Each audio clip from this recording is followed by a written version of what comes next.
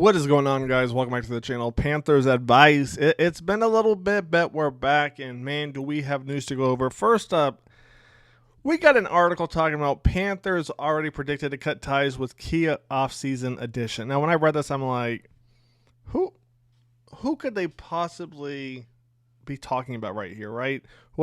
What happened in minicamp, rookie camp to make somebody already be cut, and a key guy at that? But let's take a look at what the article says right here. So the article says the Carolina Panthers have had a very busy offseason. They have particularly spent plenty of time addressing their defense, which was the worst in NFL history last year. One of the Panthers' most significant additions was edge rusher Pat Jones II, as Carolina totaled just 32 sacks in 2024. I know when I'm talking about Pat Jones being cut, right? There's no way this is where we're going to go. Let's take a look, man. Jones had a solid season with the Minnesota Vikings last year, finishing 39 tackles, 7 sacks, and a forced fumble in 15 games. But is he really a long-term option for the Panthers?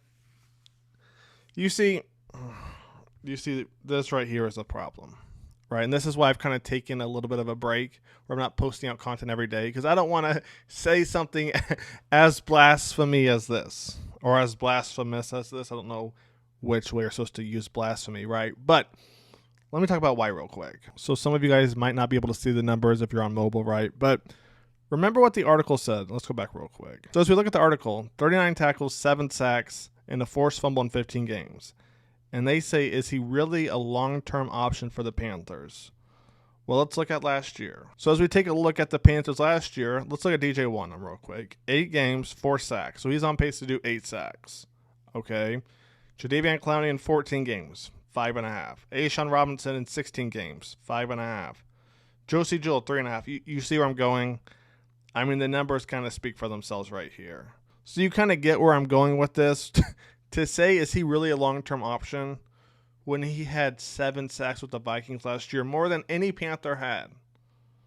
More than any Panther had. Now, you could say Vikings, they play a much different defense, right, compared to the Panthers, which is true. But the effort and the drive that you saw from Patrick Jones with the Vikings, I didn't see that from anybody on the Panthers last year. I mean, DJ Wonnum came in, he did his thing. So let me stand corrected real quick. DJ Wonnum came in, did his thing. But find me somebody else on the Panthers defense on that front 7 who had that drive, right? That played as the edge, right? Who blitzed the linebacker. I didn't see it, but let's see what else the article says. Maybe I'll be proven wrong right here. Mr. Brian B. of Cat Scratch Reader isn't so sure, listing Jones as someone who could be a one and done in Carolina next season. So they're saying he's going to last 1 season. All right. I hope this isn't the case, but edge guy Pat Jones would fit the bill if the Panthers rookie draft picks and guys like DJ Johnson and DJ Wonnum take over. See, that's where you lost me. DJ Johnson? And DJ is my guy at Oregon, but come on, man. It goes back to what I just said. It goes back to what I just said. Look at the tape from Pat Jones and compare that to anybody else on the Panthers other than DJ Wonnum. And tell me who's trying as hard as he is. You put DJ Johnson. Oh, man. Just for clarification purposes, DJ Wonnum switched to defenses last year in college before they was a tight end. He's only played 2 years in the NFL. So to think that he's going to outplay Patrick Jones this year, based off what we saw last year, to me is kind of crazy. Unfortunately, DJ Johnson, he's still in a learning step, but we'll keep it going. We'll keep it going. So Mr. B right here goes on to say he's a high motor guy, okay, and I love his attitude, but he wasn't exactly super productive for the Vikings, save for a few choice games here and there. If the Panthers do cut Jones, it really means they nailed their draft picks in the front 7. All right, and the offseason moves. I don't understand this article, right? This is what I'm saying. Sometimes in the offseason we have to take breaks. Because to put this out there, if you want to say he wouldn't make it after this year, one and done, fine, I guess. But to say DJ Johnson's going to take his place and then you don't give anything for it? Come on, man. And let's keep it going. I'll kind of show you guys why real quick. So as we look at the numbers real quick, look at the bottom real quick. These are DJ Johnson's stats. He's played in 27 games. 27. He has half a sack. You see why I say sometimes you got to take breaks, because then you put out blasphemous articles like this right here. Again, if you want to say he'd be one and done, fine. But to say DJ Johnson might take his place, I mean, just 2023 alone, when he only had one sack, it's more than DJ Johnson had in general.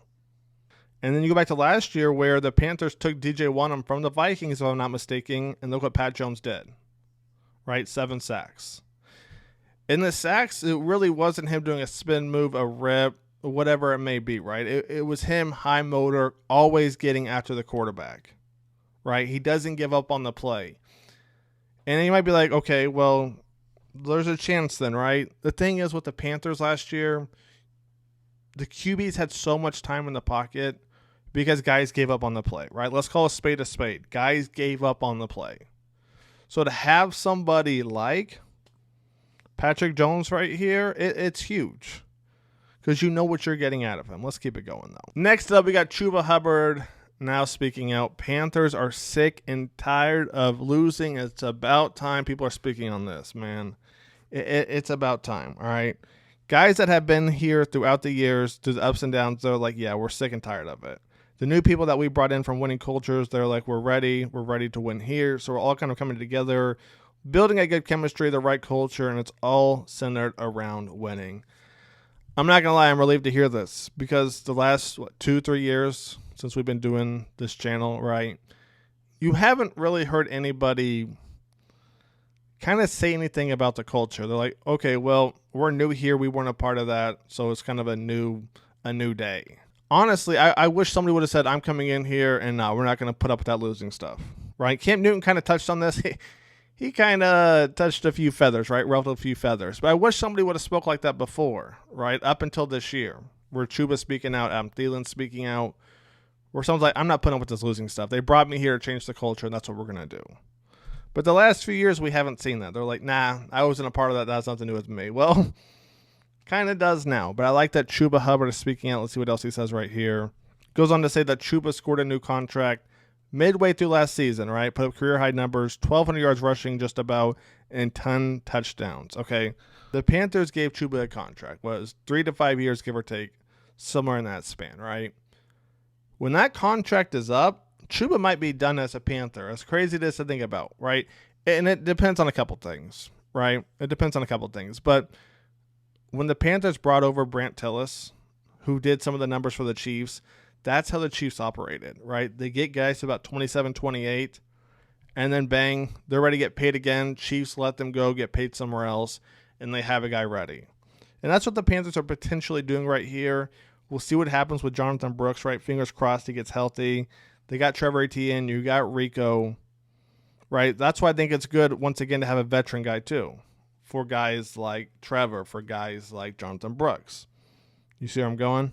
And like I said before, Adam Thielen, man, he is speaking out this year. He said, I think guys are finally sick of being the same old Carolina Panthers. He said last week, I think we want to get back to what they did here in the past in 2015 when Carolina made that Super Bowl run, right? So every player on every team enters with the goal of winning Super Bowl. While it's a more realistic for some clubs than others, the Panthers are aiming to nudge the way into that conversation. If the goal isn't to make the playoffs and win a Super Bowl, then you're selling yourself short, Hubbard said, right? So that's always been the goal. That's the goal this year, and I think we're the closest we've ever been. Let's talk about that real quick before we jump into some film room, all right? There's been a lot of talk. Are the Panthers finally on the right track to getting Super Bowl? Sounds crazy to say, I'm not going to lie. But to get there, I think we are. Right? And I don't think it's just off season. We're bored and we're just kind of hoping like we have the last couple of years. But I mean, if you really think about it, Bryce Young had to prove himself, right? So there's no more can he play, can he not play. I mean, he's got to prove himself again. But we saw he can play, right? He can lead this team. Chubba Hubbard, he can lead this team as a running back. All right, now you have backups, and you have more than one backup. Last year, you really only had, you kind of had a backup, you kind of didn't, to be honest with you. Now you got Rico, now you got Etienne. So now we have guys who can move the sticks in more ways than one, right? Receivers, Coker, Adam Thielen, Leggett, McMillan, potentially Horn. The receiver room is a whole other thing to talk about, but I think we have receivers. Tight ends, we'll see. Okay, we got Sanders. We'll see. Can he keep it going from the beginning half of his rookie season? You got Mitchell Evans too. We'll see what kind of happens with Tremble. I like our offensive line. Defensive line, that front seven is going to be a question mark. Okay, and really, that defense in general is going to be a question mark, and here's why. I don't know what we're getting from our inside linebackers yet. I don't know what we're getting from our outside linebackers yet, right? You got DJ Wanham. You got Pat Jones, right? How are they going to do? Inside guys, kind of the same thing. You know what you're getting from Derek Brown, but what about the other guys? Tershawn Wharton, right? Bobby Brown. There's some question marks. Now, they're not question marks as far as they can play, but how do they fit in a Bureau scheme? Then we look at the back half of the defense, right? So you've got Ransom, you've got Trayvon Moehrig, you've got Richardson, and then our cornerbacks, J.C. Horn, Mike J., Shaw Smith, Wade. Injuries are the one thing I fear for the secondary, because if someone gets hurt and there's no pass rush, we're in trouble, right? But let's say everyone stays healthy for the most part, we get pass rush too. I think we're on the right path. I think secondary has to be addressed next year in the offseason and the draft. We have to start building that. But where we are right now, based off all the moves we made, I'm not mad at, right? Because you had to start somewhere. Let me stop rambling. Let's get to the film room real quick. So the Falcons, they usually love to be in a nickel. All right, 2 inside linebackers, extra corner on the field, and you never know where they're going to blitz. The ironic part about it is I believe they had less sacks than the Panthers did this past season. That's why they got James, all right, out of Tennessee, and Jalen Walker. All right, but in all seriousness, they'd love to be in nickel, all right, 2 inside linebackers, extra DB on the field. Single high safety right here. Now, watch the linebacker right here. He's going to blitz. He's going to drop back. All right, so take a look what happens right here. Ball snapped, empty backfield set. And the Panthers get the look they want, because the Falcons are going to drop into a cover 3 right here. Let me run that back one more time real quick. They're going to drop into a cover 3. The Panthers run a mesh underneath. And that mesh is going to be Leggett going this way, tight end going this way. And they drop into that cover 3. What happens is, bang, he's going over the top. Leggett's going to be wide open right here. Now, how does Leggett get wide open? Because when they're running cover 3 right here, all right, like I said before, he's going to drop back. He's going to run the mesh underneath. Now, this is going to be a match coverage, so take a look what happens right here. Ball snapped. He's going to carry him basically inside, pass him off. Well, while he's carrying him inside underneath, bang, Leggett's going over the top. And essentially, they're supposed to pass each other off, right? Take a look what happens right here. Bang. Whoops. Right? Blunder in the coverage. And like I said before, it's a cover 3 look. So now he has to drop back, right? Otherwise, I think Coker right here, he's going to be open on what? That skinny post. So you see right here, I'm talking about Simmons, but also breaking down. Dave Canales and Bryce Young, man, they are cooking with some heat. Next play we're going to look at right here. All right, empty backfield going against the cover 2. And look at Bryce. The first guy to watch on this play is Coker right here running this out route. Now, it looks like he's going to run an out and up. Take a look right here. Out. And for a second, it looks like he might turn that thing upfield, right? Falcons going to cover 2 look, so he's going to play the flat right here. But the safety sees Coker run that route, and he's kind of thinking what I'm thinking. He might go out, bang, and turn that upfield. And if he does, safety's got to pick that up, right, and a cover 2 look. So Coker actually brings the safety that way. Next thing you got is Adam Thielen right here. Take a look right here.